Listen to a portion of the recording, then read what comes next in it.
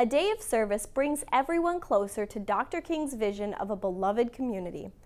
Putting into practice the teachings of Dr. King, Travel Television visited a church whose volunteers worked on over a dozen projects. I love the quote by Dr. King. He said, "Anyone can be great because anyone can serve." We are Seneca Creek Community Church. We are honoring the birthday of Dr. Martin Luther King with a day of service. We've got about 15 projects going on throughout the building. We have a team of people that are making banners that just say thank you to the awesome job that our fire and our police do every day. We have a group of people that are making toys for the Humane Society. We have a team that is putting together move-in kits for men who are ready to transition into independent living. We also have a team of people that are making placemats for the Children's Inn, families that are staying at the Children's Inn while their children are getting treated. When they sit down for a meal, they're going to have a placemat with some encouraging words, just some smiles, just to help them realize that there are people thinking about them and care about them. Some of the ladies in our congregation that knit are figuring out a way that they can use that hobby and that skill in order to serve other people. And then we've got a blood drive going on. We had about, I want to say 40 to 45 people registered to donate, but we've already had 15 walk-ins. Each unit of blood is going to save up to 3 lives, so it's just an exponential result. When I was 17, I received 6 units of blood in 3 days. And so a blood donation literally saved my life.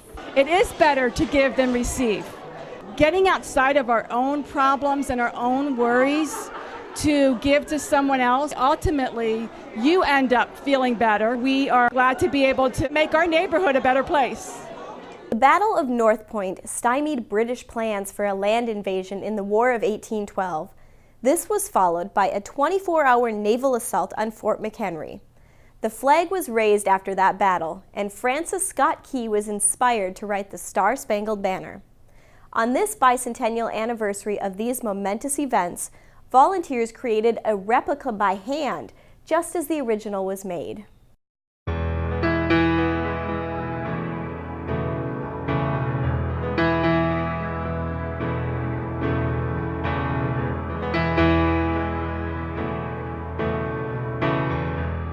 People really see that this project is something that is a legacy, that is going to be around, that to have participated in it is something really powerful.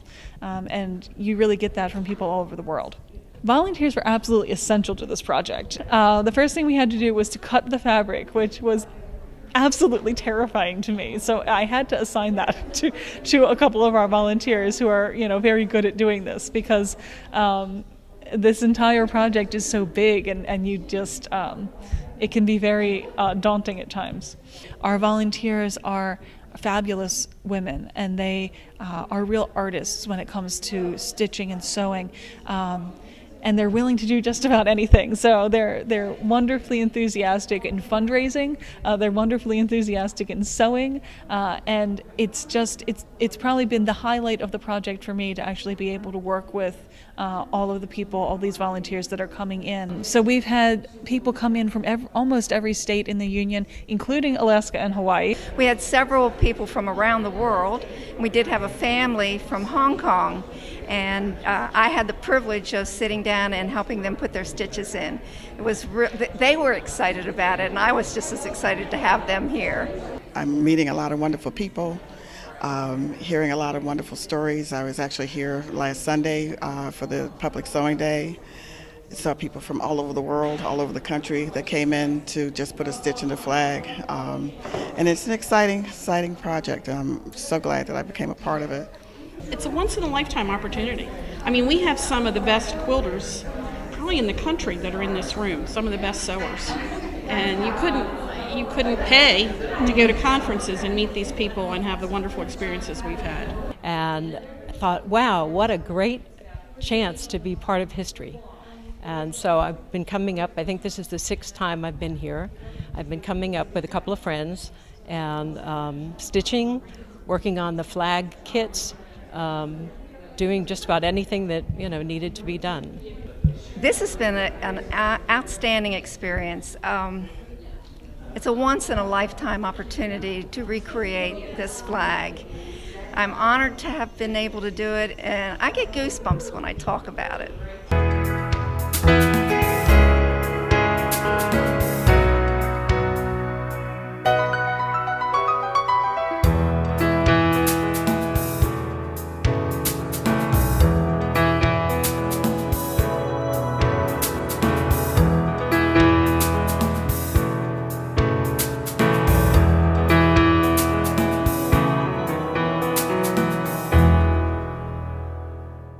I'm Kari Keenan. I'm at the Travel and Adventure Expo in Washington, D.C. Today I'm here with Don Wildman, one of the stars of Travel Channel, Mysteries at the Museum. An adventurer's daring quest for greatness. The guise of Southern womanhood was the ultimate disguise. Within the walls of great institutions lie secrets waiting to be revealed. These are the Mysteries at the Museum.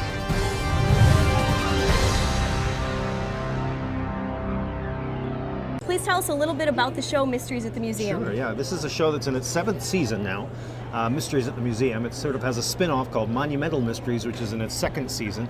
And both of these shows are about artifacts and monuments that have stories behind them. Mysteries at the Museum goes through 6 different six different artifacts every show and tells these sort of interesting, twisted stories behind them. It's very cool. It's an educational show as well as sort of a mystery show. It's really neat. So you talk about artifacts and then the history behind it. Do you show depictions of it, reenactments? And more importantly to me, we go to the museums around the country, you know, so we feature a different museum in each segment, which is about 6 to 8 minutes long. So there's little short stories that are about these artifacts, and you get familiar with the museums as well as the stories behind these really interesting chapters of history.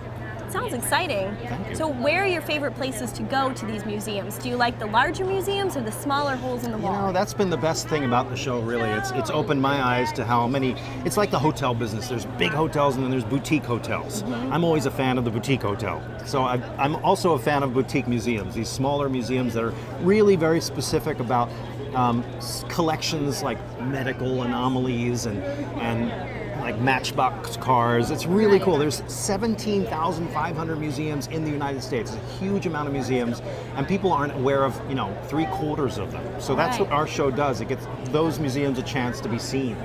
That sounds like a great platform. And it sounds exciting too. It's very cool. I'm a big history fan, and so to be able to tell history in a really cool way, that's why it's a popular show. People kind of write in all the time and tell me how interesting the stories were. Even the artifacts that were familiar to them are things that they haven't learned before.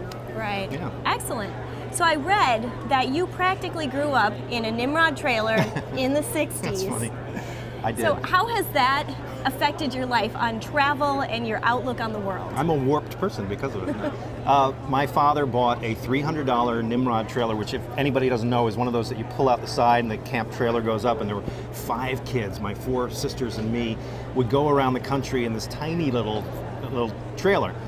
What that really translated in, my dad was a teacher and we didn't have a lot of money, so that my parents made the best of what they had, which was to take us up and down the eastern seaboard. I grew up outside of Philadelphia, and we do battlefields and Revolutionary War monuments and so forth, and it actually had the effect upon me to feed my imagination.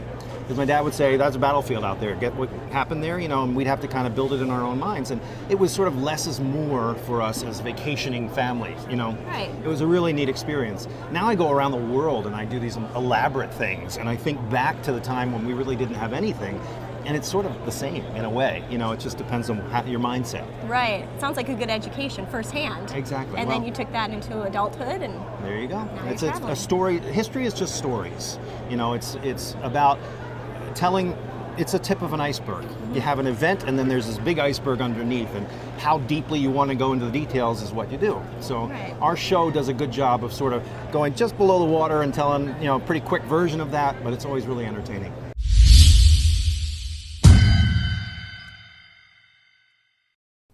Long-Term Recovery Organization in Staten Island, New York, coordinates through an interfaith coalition of over 80 religious groups to sponsor volunteers who are traveling to Staten Island to help rebuild. With over 22,000 homes damaged by Hurricane Sandy, the recover work will take years. Travel Television spoke with Reverend Terry Troia, Executive Director of Project Hospitality and the President of the LTRO. We're on Wygant Street here in Port Richmond, the North Shore section of Staten Island. This entire street was devastated by Sandy. All 5 of these houses washed out. You can see they're in different stages of disarray. One house behind me is full of mold. It's very obvious if you just peek in the window. All of these houses were inhabited by undocumented immigrants, very low-wage immigrant workers and their families, and they were displaced because of Sandy. Some of them are still in the evacuation center today. Others are living with family and friends. This just is really an example of the vast reach of Sandy's devastation for Staten Island. We think of it as the South and East Shore devastation, but here on the North Shore as well, there were hundreds of families affected. I'm from Project Hospitality, and we are an interfaith effort that works with hungry and homeless people. So this was a natural for us to become involved in the disaster. First, our work centered on evacuating people the day before the storm, and then providing for evacuation space during the storm, after the storm, and continue to run the evacuation centers today, 10 months later. In the weeks after the storm, we gathered clergy from an array of different denominations and affiliations, Jewish clergy and Muslim, and Hindu and Christian, Catholic, to ask ourselves the question of where we could be of most help, how the churches and how the houses of worship could continue to provide support in the disaster areas, and how we were going to organize that support to people on the ground, the different hubs and points of distribution.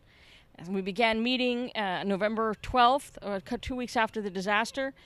By December 27th, we had pretty much formed ourselves into a coalition, and in January, visited by FEMA to hear from them that we were actually at the seed planting of the Long-Term Recovery Organization for Staten Island, which is what we've become.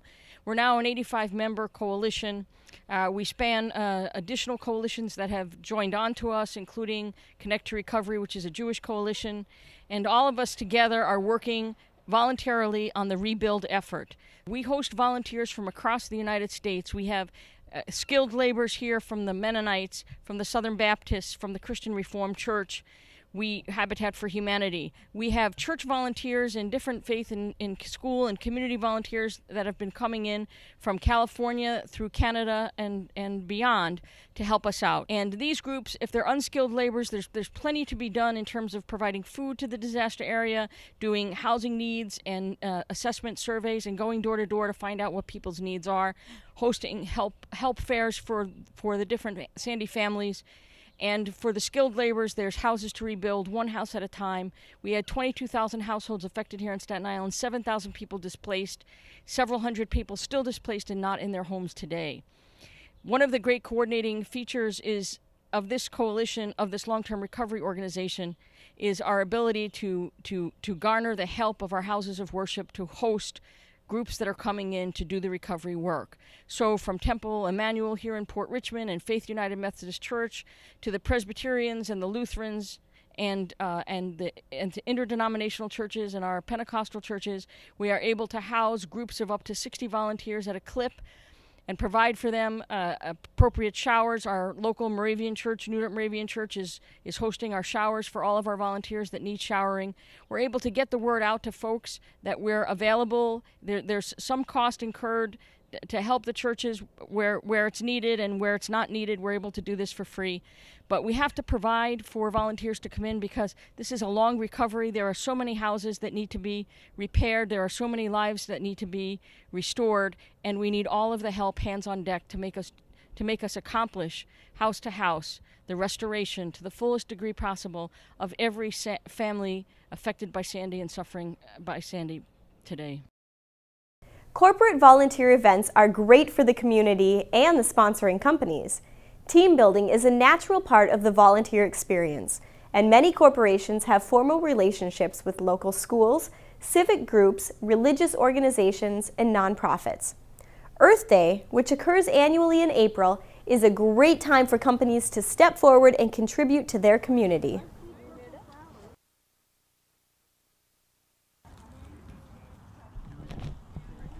Hi, this is Kari Keenan.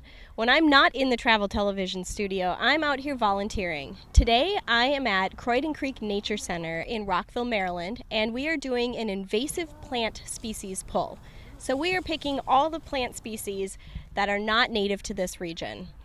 Today we're celebrating Earth Day, which is in April, and it's important to volunteer, to get out into the community, and to really make a difference. This is for Earth Day. I've got a group of my coworkers and friends out here helping me out, and we're hoping that every one of you can volunteer. We hope you're making a difference in your community as well.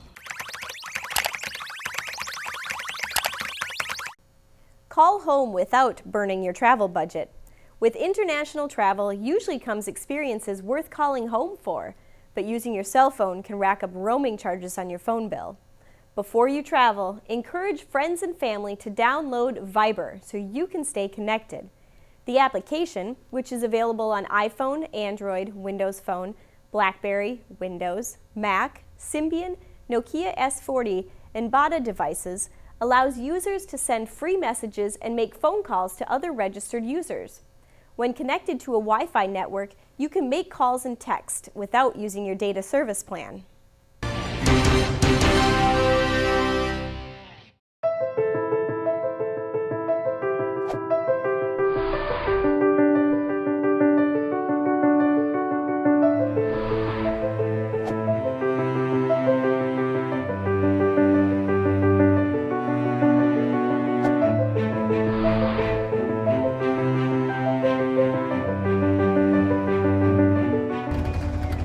By the look of this, you might think I'm in Asia. This tuk-tuk?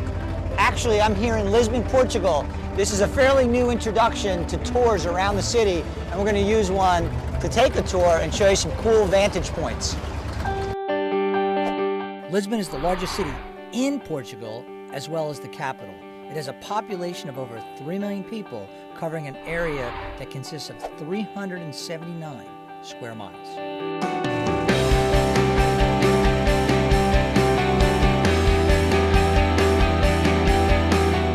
This area of Lisbon is known as Baixa, which also means downtown. And the streets here didn't exist before the earthquake of 1755. It used to be all river here, but then after the earthquake, they reclaimed it. These buildings came up, and the streets, each of the streets, focused on a different trade. So this street right here was for the silver trade. Behind us was a street for the gold trade. So as you'd go down shopping, you'd find just gold shops, just silver shops, just leather shops. It's an interesting little tidbit as you walk around and do some shopping here in Lisbon.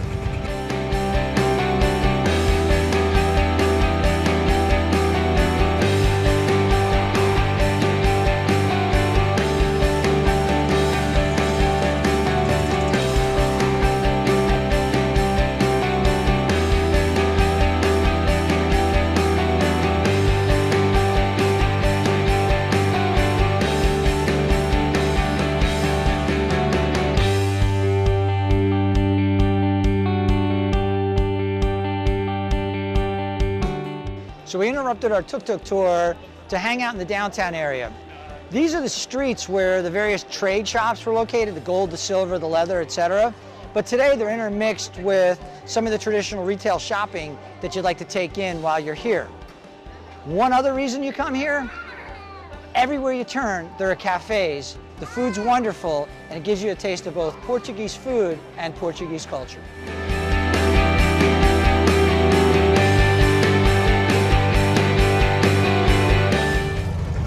I stole my first tuk-tuk, and now I'm taking her for a spin around Lisbon.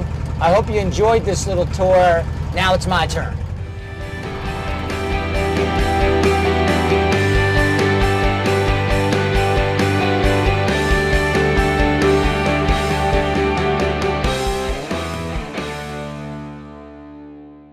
Hurricane Sandy was the second largest East Coast Atlantic hurricane with losses of over $65 billion. Yet, it was declared the largest continuous hurricane ever. It caused destruction and death in 7 countries and caused the New York City subway system to shut down for the first time in history. Travel for a Purpose encourages viewers to watch the stories of recovery from this natural disaster and join volunteer teams. The need for volunteers continues and will do so for years to come. My name is Bart Halpern, live in Oceanport, New Jersey, and our house was damaged in Hurricane Sandy or Superstorm Sandy. We had substantial damage to the house when the water came through, and we live right on the inlet on the back side of the house. According to the insurance company, a rogue wave came through and hit the side of the house, and at that time, the back half of the foundation collapsed and part of the side foundation collapsed. So the house actually exploded upwards, and I was in the house at the time, and then came down and slid backwards, rested, kind of tilted on the side. I was the only one in the house at that point in time. My boys were in college, and my wife and daughter were not in the house very, smartly. So, since that point in time, we've rebuilt, which you can see the house here.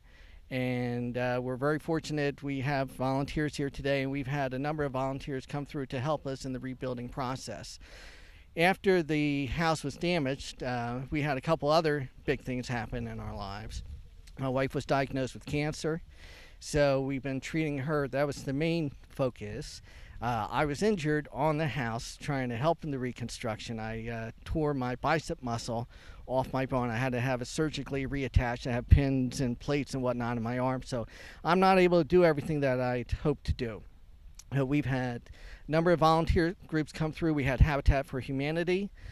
We had about 4 to 5 weekends of volunteers from Tower Hill Presbyterian Church who actually rebuilt the back deck with the Habitat for Humanity volunteers and built the steps up to there. They helped us move back into the house because I was physically in a cast at that point in time, could not lift anything.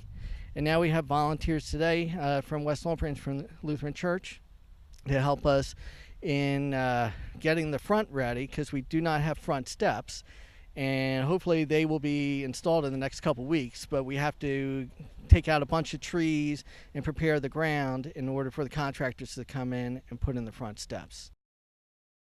The state puts on a lot of commercials. They say, restore the shore, and that people have recovered. If you look around this neighborhood, people have not recovered. The house that's directly across from me has been vacant since the storm. The house next to that's been vacant since the storm. There's many homes here where people are not living because they either don't have the money to do the restoration themselves, or they can't find a contractor to reasonably do something for a common price. So the volunteers, we are dependent upon them as a labor force, and if you have the availability to come out for a couple hours, a day, 2 days, whatever the case may be, do it, because the people, the victims, survivors of the hurricane need your help. Whether it's moving boxes, weeding, whether it's, a lot of people in this area have raised their homes, and we did that as part of the reconstruction, but you have to put in tremendous amounts of fill. So you're either paying a contractor to bring dirt in, or you have volunteers who put dirt in. So there's lots of opportunities, whether it's painting or sheetrock. But there's so many people who are relying upon it because insurance really doesn't cover everything that you'd hope for them to cover. I'm Carlene Smith. I live in Tinton Falls, New Jersey. I go to the Reformation Lutheran Church in West Long Branch. I'm originally from West Virginia. 11 years ago I came up. And I found my church in Atlantic City talking to somebody that was from West Long Branch. Our church is so active, and they're good to their people, and I'm here because I want to give a little to somebody else. God has been good to me, and I want to pass it along, and that's why that I do it with love. I'm in my second round with non-Hodgkin's lymphoma. I was diagnosed in 2004, and I went into remission for 7 years, and I came out of remission, and now I'm taking treatments through a port. And my age, inside I feel like I'm 44. Outside I will be 84 on October 30th. And I feel like that God has given me a second chance to help other people. I have been humble all my life, and I feel that I'm still going, and I'm going to help wherever I can. And I also volunteer at the Monmouth County Food Bank. So I'm out there, and I want to help other people because people have been good to me, and God's good to me. Master Sergeant Bill Wiseman works as a public affairs specialist in the Iowa Air National Guard. He has a full-time civilian job, responsibilities at home, and is the father of a special needs child. Wiseman added coach to his resume when he became involved in Special Olympics nearly a decade ago, when his youngest son, Christopher, who has Down syndrome, was first old enough to participate. The South Sioux City, Nebraska Special Olympics program, where Wiseman has been volunteering, offers year-round participation in a variety of sports, where right now it's football season. It's actually a fairly quick-paced game, and sometimes we score a lot, sometimes we don't score at all. Wiseman is often joined on the field by his oldest son, Billy, who also happens to serve as a member of the Army National Guard here in Nebraska. Billy also helps with coaching and plays alongside his brother as a unified partner in sports like floor hockey. I now coach basketball, I coach little guys for floor hockey, and I'm also a unified partner, which means I play along with the athletes. And the great thing is about being the coach is I can help develop the younger kids so that they can one day play on the unified team. The pinnacle for Wiseman's involvement in Special Olympics came earlier this year when they took their floor hockey team to the Special Olympic Winter Games in South Korea. And when it was all over, they took home the gold. Gloves, helmets, sticks flying, hugs everywhere. They were just elated. All of us coaches pretty much had tears coming down our cheeks, and it was a very moving moment. According to Wiseman, the athletes play because no matter what the sport, they love to play. And he says he's the one who's privileged to be a part of their lives.